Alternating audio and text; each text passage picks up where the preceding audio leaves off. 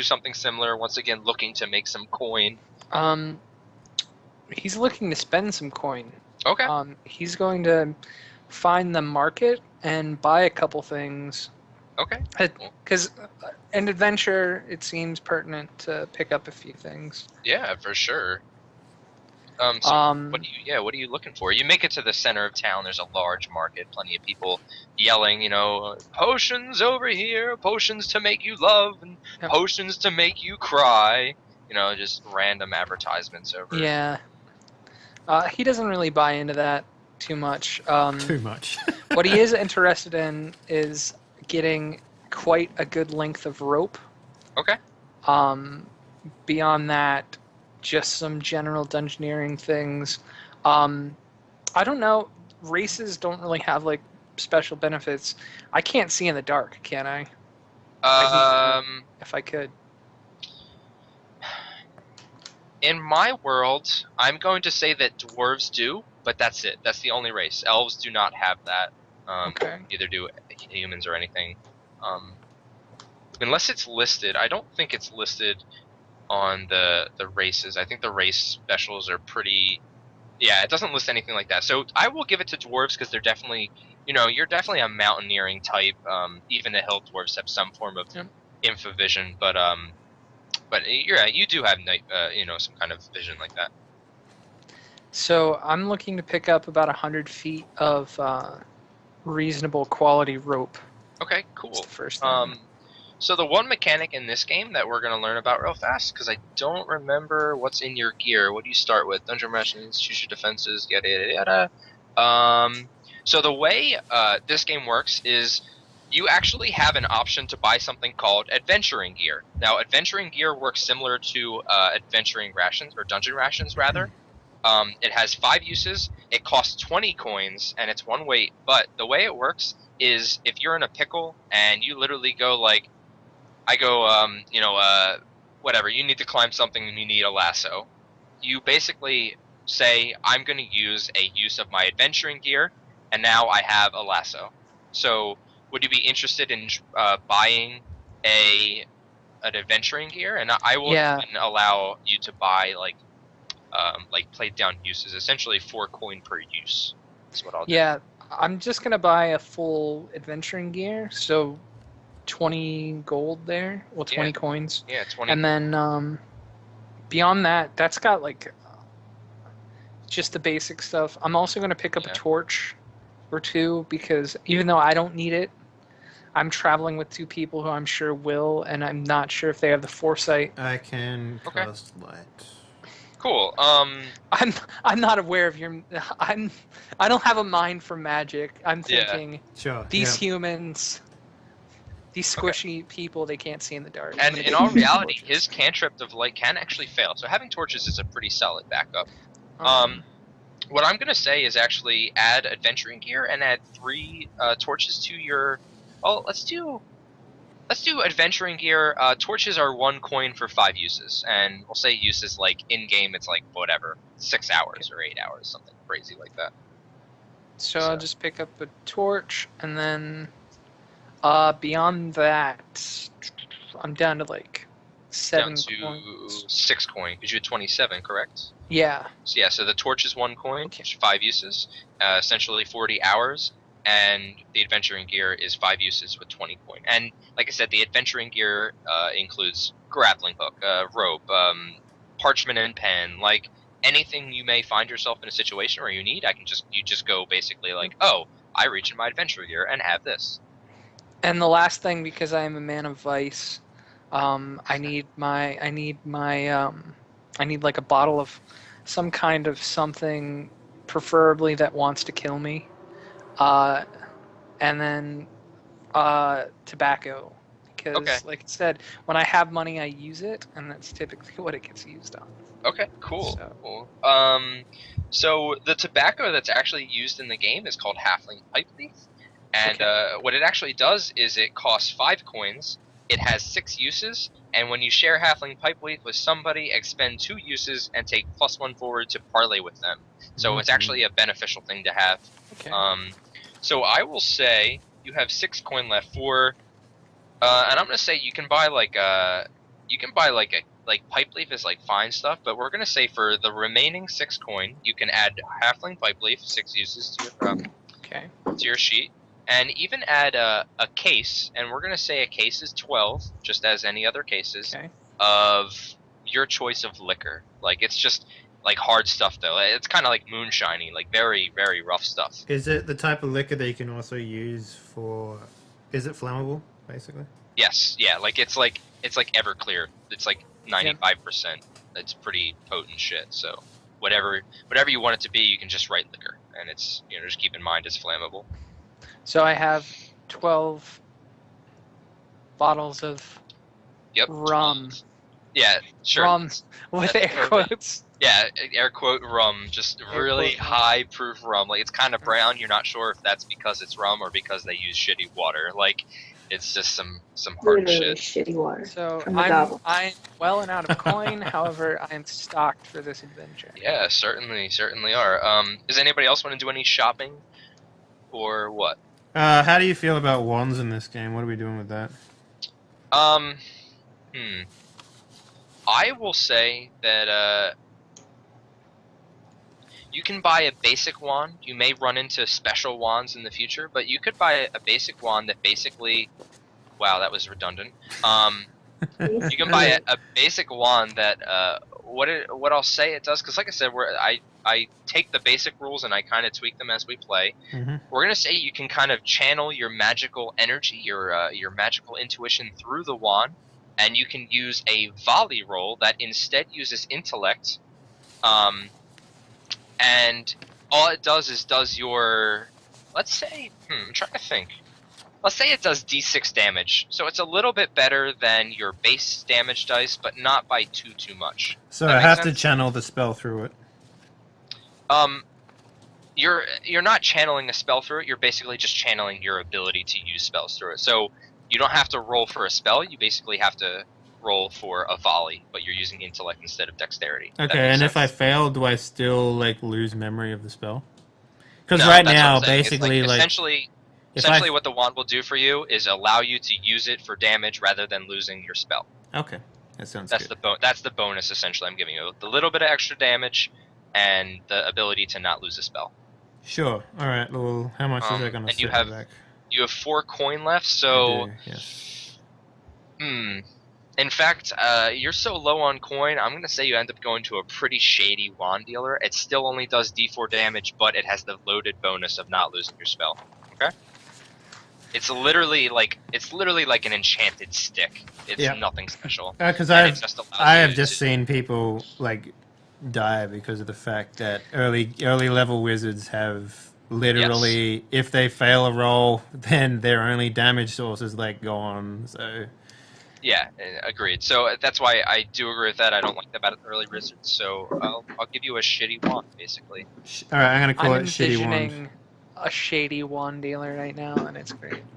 He's in an alley, and he reaches out and he's like, "Hey, you, Joran." He's like, he knows your name, and he opens his trench coat and there's a bunch of sticks in his coat, and he's like, "You looking to buy?" How did you know? I am in your alleyway, so I suppose that was easy to understand. He literally goes "Oh, I always know." He's like, "You like this one? This is one of my finest wands." It looks pretty shitty, but I've only got 4 gold. He's like, "I'll take it. 4 coin. It's yours." Well, all right then. All right. So he exchanges the coin for the shitty wand and slinks back into the shadows, closing his trench coat. Awesome. So you said it was 1d4 and of damage. Yeah. Basically, what it's going to do is use, because wizards by nature have a d4 damage dice. Yeah, they do. Yep. The only thing it's basically doing is allowing... Essentially, wand is now one of your quote-unquote spells. And basically what I'm going to do is if you fail, I'm going to give it... Actually, write 3 uses on it. And if it fails 3 times, it's destroyed. You know what I mean? Mm-hmm. But, so it's essentially I'm saving you the horror of losing the spell magic missiles and being useless. Reasonable. Thank you very much. Yeah, no problem. So, Rook, are you all good? Is there a place that I can buy, Like, I don't need to buy extra arrows, do I, since I have a bundle already? You actually even chose the extra arrows, didn't you? So Yeah, you have like, I don't... you have 6 ammo, and in this system, that's totally fine. You have to, like, hardcore fuck up to not have any arrows left in the future. Yeah. In my past, I'm terrible at rolling. It's true, but we'll see. We'll see how it changes. Oh, you're the low roller of the party, are you? yeah, guaranteed I am. Alright. Well, think of the experience, though. I mean, Yeah, eventually Yeah. you won't have that problem anymore. Yeah. True. So, yeah, I mean, you guys, do your things. Year runs around doing his shopping and, picks up the items he knows we're going to need tomorrow. He's being very pragmatic about this. Mhm. And you guys head to the feast, and we're not going to roleplay anything. The feast, basically. Also, before we go, Yeah, sure. can I get like a sack? Yeah, sure. You just want to Just a like a bag. piece. It's just a shitty sack. Doesn't matter what it is. And then I wish to fill it with stones. Okay. Trying to think of reasoning why you get a free sack, because literally it's a sack. Like you literally find it on the side I'll of the road. fucking Just- steal a sack from some guy's like clothesline if I have to. Yeah, it's literally a sack on the side of the road. It's laying in a puddle and nobody wants it, and you take it. Cool. It's just Nice. a shitty sack, and you fill it with some rocks. Cool. Cool. How many rocks do you reckon? I'm gonna say it's kind of tiny, so just write like 7. You got 7. Let's give you 7 of those. 7. Okay. They're like the of size of rocks. like a golf ball. It's a very small sack, something that an old man can actually manage to carry on his hip. Yep. Cool. So, you guys want to do anything else before we go to the feast? Nope. All right. Cool. So, yeah, you guys make it to the feast, and it's a lovely feast. There's tons of food. There's roasted boar, and not boar actually. They don't have boars around here a lot. Roasted pig, and there's steaks and fruits and vegetables, and steamed this and broiled that and braised this, and just treats everywhere. And at one point Omar stands up and he gives this big announcement, and he's like, everybody take a look at Joran over there, his friends Rook and Yer, and everybody kind of stares over it, and he goes, they're going to slay the Goblin King, and he just he's all happy about it. Everybody claps and cheers for I you guys. shoot fireworks into the air. Okay. Yeah, I just totally, that's awesome. I'll let you do that. You kind of just you pull some Blades of Glory stuff. You just kind of pop fireballs out of your I fingertips. put my fingers out like this and I go, Okay, a couple, you kind of scream, so a couple people are actually semi-frightened, so they're a little oh god, and this alright, this guy's gonna go slay the Goblin King? Alrighty then, whatever. So they were a little impressed, and now they're not quite as impressed. They're a little weirded out. But yeah, the feast is wonderful. You all get a really great fill of food, and you have a wonderful time. And Omar even walks up to you guys, and he asks you guys if you want to stay in the palace for the night. He offers you rooms. Do you Are accept? the beds comfortable? The finest. Then yes! Okay. That is so all I need! everybody else accept or what? Yeah. yep. All right, cool. So yeah, the feast ends and there's whatever dancing and whatnot. You guys just kind of let the night go on, enjoy your meals, enjoy talking to the occasional people that bother you with how are you going to slay the Goblin King? Blah blah blah. So Blow him up, obviously. What kind of question is that? awesome. So you guys yeah, you enjoy the feast. You make it back to your rooms. One of the guards, you ask the guards and they show you the way and yada yada. So fast forward to the next day. You guys Sweet. just basically ready to dungeon hop. You ready to hop in there and see Yep. about slaying the Goblin King? Let's do it. Okay, cool. Do you want to take just a quick break so you can cut it and give me a second to look something up? Sure thing. So we'll be back in about 2 minutes, guys. Don't go anywhere. We got more Dungeon World and more exploring and to come up. So yeah, don't go anywhere.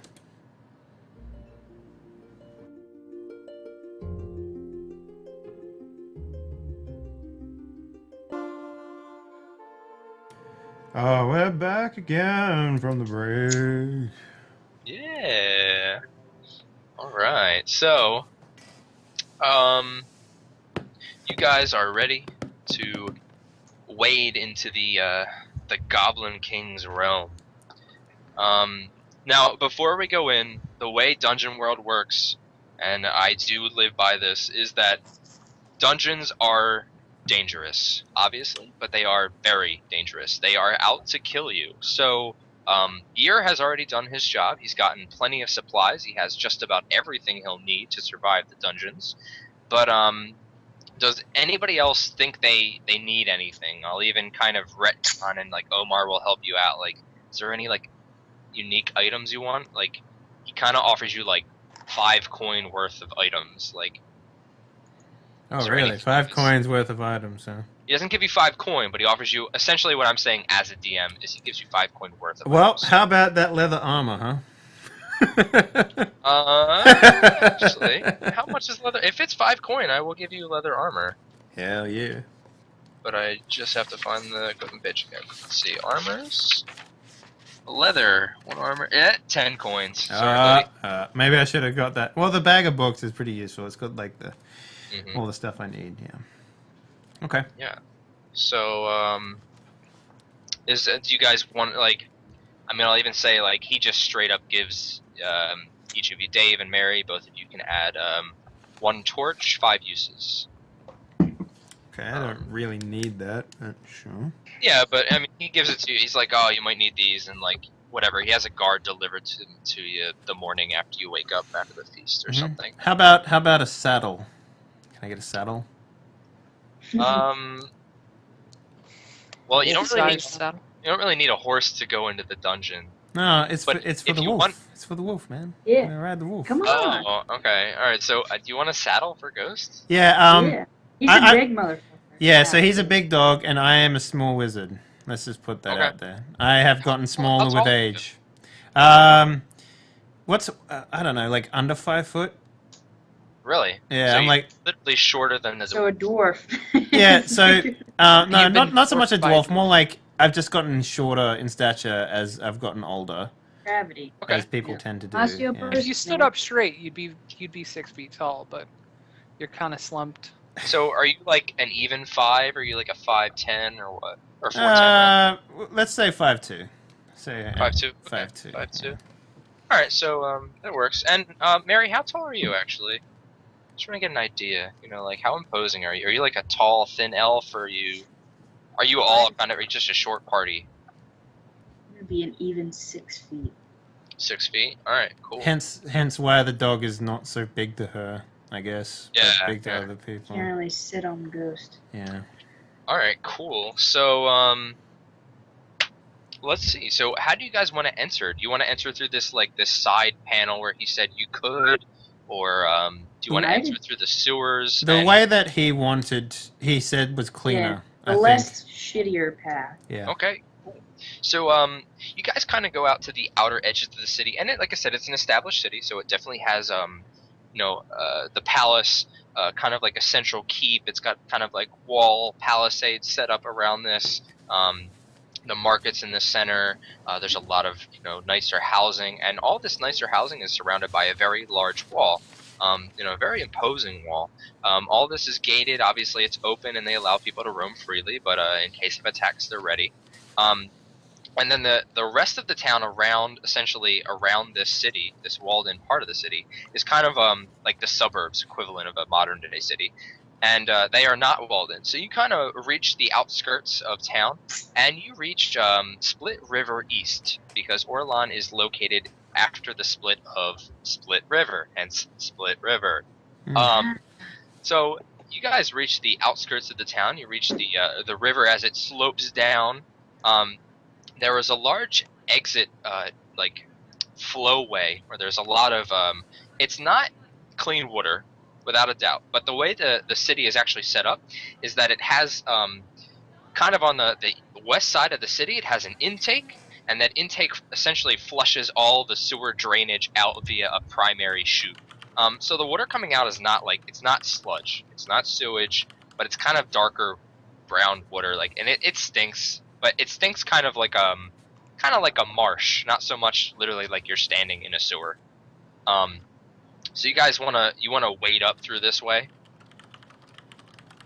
How deep is the marsh? Like I said, it kind of smells like a marsh, but it isn't a marsh in the strictest of senses.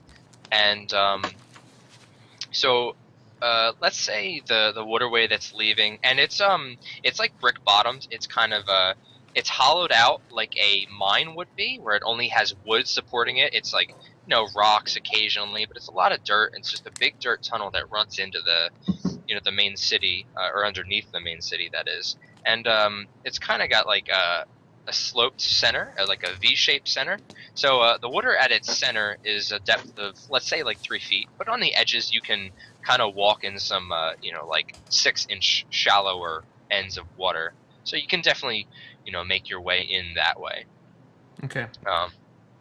So you start to enter this. As I said, it's kind of almost like a half circle carved out, hollowed out drainway, and you're making your way along the sides, kind of ducking under the rafters as there's support lined up to keep it from caving in, and you're making your way through, and you actually reach a point where there's an uprise on the sides, kind of like just walkways on well, actually it's on one side. So there's a walkway on one side, and you start to hear this like there's corridors that start to appear in front of you that sort of branch off from this main drainway, and around, like, you think is the nearest or maybe the second nearest corridor on the left side. You hear this like kind of this like munching and this chewing, and it's just this like just kind of gross sounds. Like, what do you guys do? It's not in sight, right? You said it's around a corner? Yeah, it sounds like it's coming through one of the corridors. Either the one that's like, there's like a corridor up like 5 feet ahead of you, and there's a corridor that's like 15 feet ahead of you. And it sounds like it's coming through one of those two. It's kind of echoing from the left side. And how much light do we have right now? At this point, let's say it started to get dark, so I would assume, do you cast light, or do you one of you have a torch out, or what? So you said it was getting dark, right? Yeah, so you're let's say just trying to I like to theater of the mind. I don't like to draw out diagrams. Yeah, sure. So let's say you're like 100 yards in. So there's like still kind of like this faint glow coming from behind you, but it's definitely gotten dark to the point. So before you even hear the sound, like, what kind of light do you guys choose to use? So here's what I want to do. When we get to that point, I want to take out one of my rocks and I want to cast light on it. Okay. Nudge you. Yay, so use one of your rocks. The first time we are going to use roll 20, and I'm going to make sure I have the wizard spells in front of me because I'm going to have to reference them a lot. Dun, dun, dun. It's 2d6 plus int. 2d6 plus int, yep. So my int is plus 2. So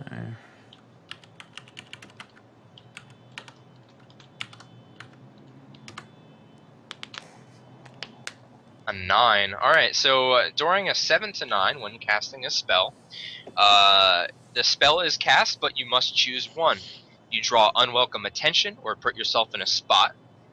The GM will tell you how. The spell disturbs the fabric of reality as it is cast, and you take -1 ongoing to future spells that are cast until the next time you memorize your spells or prepare your spells. Or, after it is cast, the spell is forgotten. You cannot cast the spell again until I'll draw unwelcome attention. you draw unwelcome attention. Okay, so what does it look like when you cast light? Like, how does Jordan cast light? He basically palms a rock like this. And he starts to rub it with his hands. And then he goes, ah! And he throws it down the hallway, and then the light is just on it, sort of thing. So. Okay, well, you don't even have to throw it. Like, does it just, as you rub it, does it start to... What color does it glow? Well, it starts off as, a dull yellow, but the more I rub the object, in my hands, the more friction I give to it, the lighter it becomes, sort of thing. Okay, so you can even, can you, kind of, dull it down? Can you control the Yeah, so I can, for example, if I wanted to, I'd just rub, rub it around in my hands a little bit. Like maybe if I do it like this, I can do it faster or like whatever. But I'm Okay. in no rush, so I just sort of rub it and I make it light enough to like illuminate the hallway completely this time, if at all Okay, possible. cool. And, So you reach the point where it was darker, and you're hearing these noises, and you cast light on this rock, and you kind of lose in your old age, you kind of lose control of your your magic intuition, and it kind of it like doesn't cast light, it flashes for a moment, this really bright light, like a picture was taken, this really like bright strobe goes off, and it starts to glow again. But then you start to hear this groaning and this growling coming from the corridor on the left where you heard it before, and you start to hear it on the right as well. What do you guys do? I slap or I nudge. What's his name? Jordan. Jordan. Jordan on the neck, be like, "Didn't work. What are you doing?" I'm trying to make it so that we can see. Do you not like to see in the dark? Get your shit together. All right. Calm yourself down, young lady. Okay, so as you guys are arguing a little bit, kind of going back and forth, you're not quite keeping your voices down, and they definitely know you're there already because there was this bright flash. 3 ghouls from the right corridor start to you hear the groaning get louder. There's this like and they start to come out of the corridor immediately on your right, the one that's about 5 feet to your right. And on the left side, from about 15 feet away, the secondary corridor, another 2 ghouls kind of like approach, and they're not like, they're ghouls, so they're not really zombies. They're walking. They're trudging, but they're kind of trudging quickly. And as soon as they catch your eye, the ones on the right start to charge at you guys, and the ones that were about 15 feet ahead, like, do the same. They kind of like peer to the left, and they like their heads tilt, and they turn to the right, and you catch their eye, and they just start to sprint at you. So what do you guys do in response? I'm gonna take out my bow, and can I shoot at one? You That's certainly may shoot at one. nearest to me. So, yeah, which one do you shoot at? Not the first one, like the closest one. I'm gonna say like second in line, closest Okay, so from there's the right. okay, so there's 3 coming out, and they're they're pretty much lined up in a row. Okay, So then I'll shoot the middle one. okay, so you shoot the middle one. Shoot the middle ghoul. Uh, I guess as a small side note, guys, when we're playing hack and slash, like just the basic moves for viewers, for the sake of them knowing, a hack and slash is basically a physical attack. A volley is a distance attack. Defy danger is anytime you're defying any form of danger. Defend is when you essentially help a friend or a teammate out, whatever you want to call them. Spout lore is when you essentially bullshit, but roll to see how well you can bullshit about the thing you know. And discern realities is discerning realities. And then there's aid and interfere and parlay, which are aid and interfere is actually important. You guys can help each other out during fights, and parlay is a bit more interesting during the role play part of it. But it's parlaying. It's having a conversation and working out deals and such. So it's, in your world, spout law is bullshit, because in my world, it basically, whenever you succeeded a spout law check, you got to make up this particular fact of the world. Yeah, and that's what I mean kind of by bullshit, is like, Okay. if you if I say, whatever, roll a spout lore and you roll a 10 plus, basically you can tell me, like something about these ghouls that maybe is unique to Orelon. Things like that, you know what I mean? Like, obviously a ghoul is set in stone, but you might be able to tell me something really unique about them. They're weak to swords. No. Okay, so so Mary, Rook, you are shooting one of these Cool. ghouls. So you're shooting the one in the middle. You want to roll a volley and tell me? We'll see what happens. Yeah, well, what do I roll? Oh, 2d6 roll plus 2d6 plus your dexterity modifier. 2d6 plus. What is my d6? 2. Yeah, bitches. You need to put a slash before it. You need to put a flash. So you know slash roll, and then you put the math there, yeah. Roll space. There you go. 8. Alright, so during a 7 to 9, you basically do your damage, but you have to move to get the shot, putting yourself in danger. you have to take what you can get, minus 1d6 damage, or you have to take several shots, reducing your ammo by 1. The choice is yours. I'm going to the second one, the less damage. Okay, Right. so basically what I want you to do is slash roll. What's your damage? 1d8. Yeah. So Let's just 1d8. do. Yeah. So slash roll 1d8 minus 1d6, and we're gonna see if you actually do damage or it cancels out.